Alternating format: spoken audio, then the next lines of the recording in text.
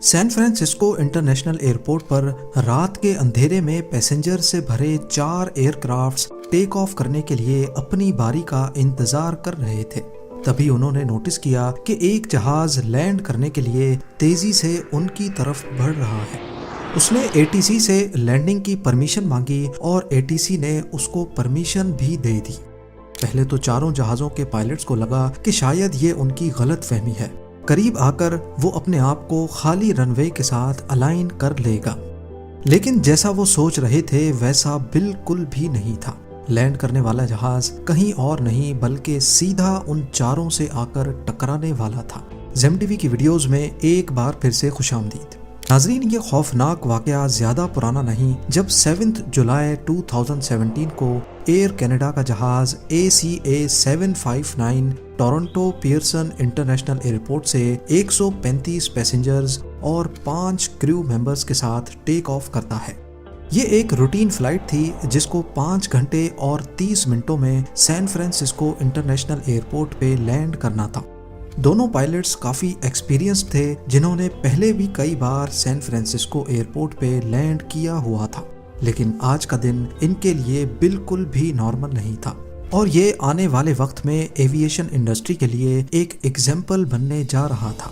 سارا سفر بالکل ٹھیک ٹھاک گزرا، اور جب ایئر کینیڈا 759 سین فرانسسکو کے قریب پہنچی تو انہوں نے لینڈنگ کے لیے اپنی پوزیشن بنانا شروع کر دی۔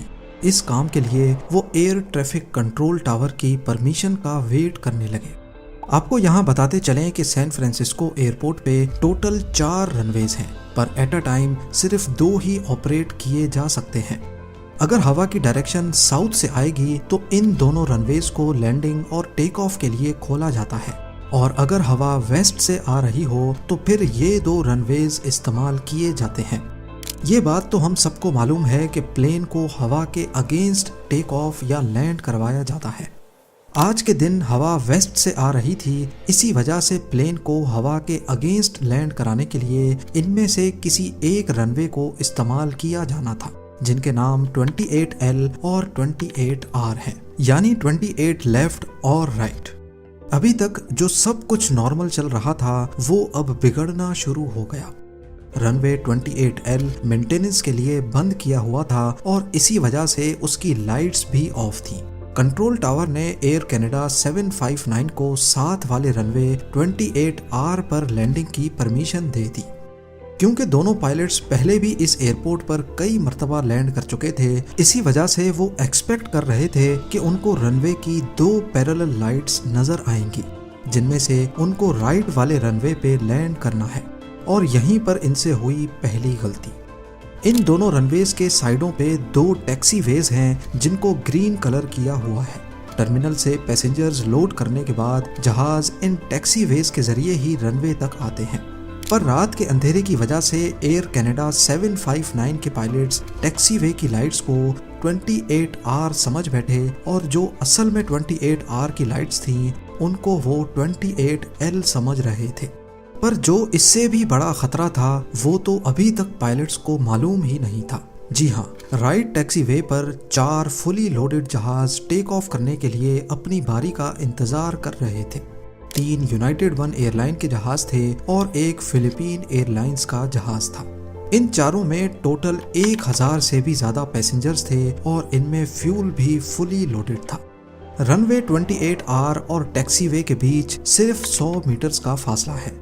ایئر کینیڈا 759 نے جب خود کو ٹیکسی وے کے ساتھ الائن کر لیا تو دور کنٹرول ٹاور میں سے دیکھنے پر یہ اندازہ لگانا کافی مشکل تھا کہ وہ اصل میں کہاں لینڈ کرنے جا رہے ہیں۔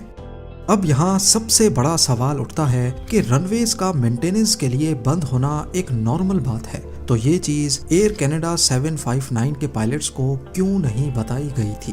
کیونکہ اگر ان کو اس بات کا علم ہوتا تو یہ کنفیوژن سرے سے ہوتی ہی نہیں۔ رن وے 28L کے بند ہونے والی انفارمیشن نوٹیمز میں مینشن کی گئی تھی۔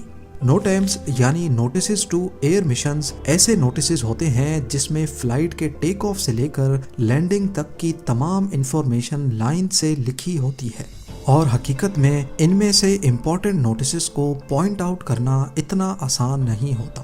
اسی وجہ سے 28L کے بند ہونے والا نوٹس پائلٹ سے مس ہو گیا اور یہ تھی ان کی دوسری بڑی غلطی۔ ایئر کینیڈا 759 تیزی سے رن وے یعنی ٹیکسی وے کے لیے بڑھ رہی تھی۔ کنٹرول ٹاور نے ان کو ویژول اپروچ سے لینڈ کرنے کی پرمیشن دی تھی، جس کا مطلب ہوتا ہے کہ ان کو رن وے خود ڈھونڈ کر جہاز کو مینولی رن وے سے لائن اپ کرنا ہے۔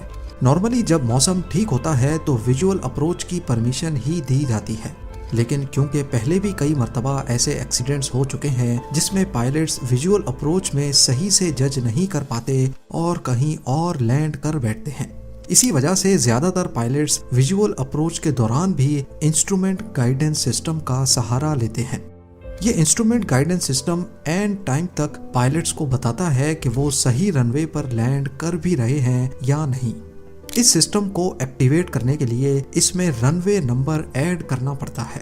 ویسے تو آج کل کے ماڈرن ایئر کرافٹس خود ہی گائیڈنس سسٹم ایکٹیویٹ کر لیتے ہیں، لیکن کیونکہ یہ ایئر بس A320 تھا جس میں گائیڈنس سسٹم کو مینولی ایکٹیویٹ کرنا تھا، جو کہ پائلٹس نے کسی وجہ سے نہیں کیا، اور یہ تھی پائلٹس کی تیسری بڑی غلطی۔ پر آخر پائلٹس ایک کے بعد ایک غلطی کیوں کر رہے تھے؟ اصل میں دونوں پائلٹس کا یہ کافی بڑا دن تھا۔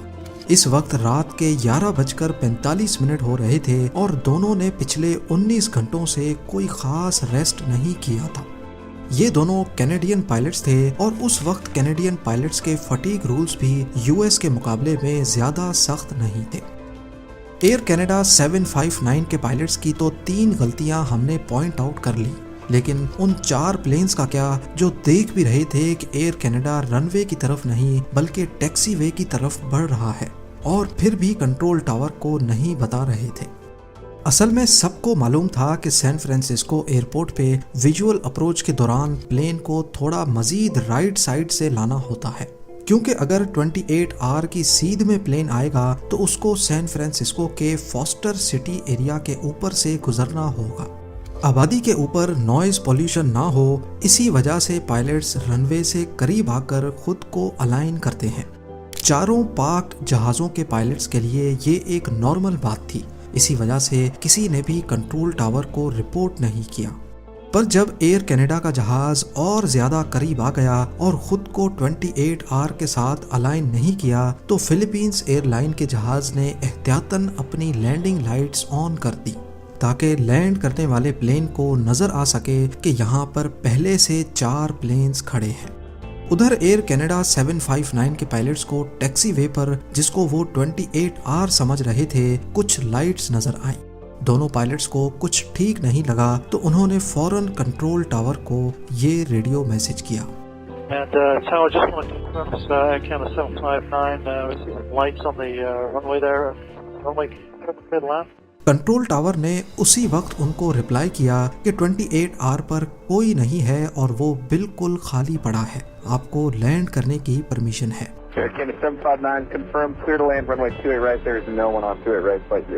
اصل میں کنٹرول ٹاور کو بھی علم نہیں تھا کہ وہ 28R پر نہیں بلکہ ٹیکسی وے پر لینڈ کرنے والا ہے۔ نارملی اس سچویشن کے لیے ایک اور کنٹرولر بھی ہوتا ہے جو کہ گراؤنڈ پر ٹریفک کو مانیٹر کرتا ہے، لیکن کیونکہ یہ رات کا وہ وقت تھا جب ٹریفک اتنی زیادہ نہیں تھی، اسی وجہ سے صرف ایک ہی کنٹرولر یہ سب کچھ مینیج کر رہا تھا۔ خوش قسمتی سے ویٹنگ میں کھڑے پائلٹس ایئر کینیڈا اور کنٹرول ٹاور کی اس کنورزیشن کو سن پا رہے تھے۔ ان کو بھی یہ سمجھ نہیں آ رہا تھا کہ اتنا قریب پہنچنے پر بھی ایئر کینیڈا رن وے سے الائنڈ کیوں نہیں ہے۔ اب آخری چند سیکنڈز بچے تھے۔ ویٹنگ میں کھڑے پائلٹس کو اپنی موت سامنے دکھائی دے رہی تھی۔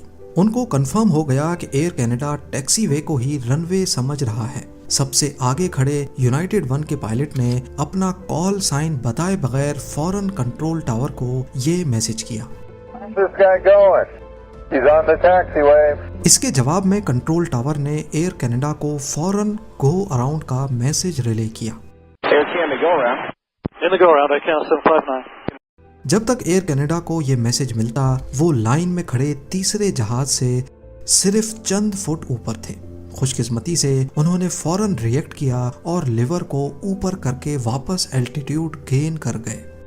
صرف ایک اور سیکنڈ کا ڈیلے ہوتا تو ابھی جو آپ نے دیکھا یہ ایویشن کی ہسٹری میں سب سے بڑا حادثہ کہلایا جاتا۔ 1000 پیسنجرز پارک پلینز میں بیٹھے تھے اور 135 پیسنجرز ایئر کینیڈا میں۔ ان سارے جہازوں میں فیول فلی لوڈڈ تھا اور پھر جو ہوتا اس کو کنٹرول کرنا بھی کافی مشکل ہوتا۔ اس انسیڈنٹ کے بعد فل انویسٹیگیشن کی گئی جس میں یہ ثابت ہوا کہ ایئر کینیڈا 759 کے پائلٹس غلطی پر تھے، کیونکہ نہ ہی انہوں نے انسٹرومنٹ گائیڈنس سسٹم کو ایکٹیویٹ کیا اور نہ ہی نوٹیمز پر مینشن کیے ہوئے نوٹس کو پڑھا۔ اس کے علاوہ نیشنل ٹرانسپورٹیشن سیفٹی بورڈ نے سین فرانسسکو ایئرپورٹ کے لیے نئے رولز بنائے جس میں جب ایک رن وے بند ہوگا تو ویژول اپروچ کی پرمیشن نہیں دی جائے گی۔ ساتھ ہی ساتھ آف پیک آورز میں ایئر ٹریفک کے ساتھ ساتھ گراؤنڈ ٹریفک کنٹرولر کا بھی ہونا لازمی قرار دے دیا گیا۔ امید ہے زیم ٹی وی کی یہ ویڈیو بھی آپ لوگ بھرپور لائک اور شیئر کریں گے۔ آپ لوگوں کے پیار بھرے کامنٹس کا بے حد شکریہ۔ ملتے ہیں اگلی شاندار ویڈیو میں۔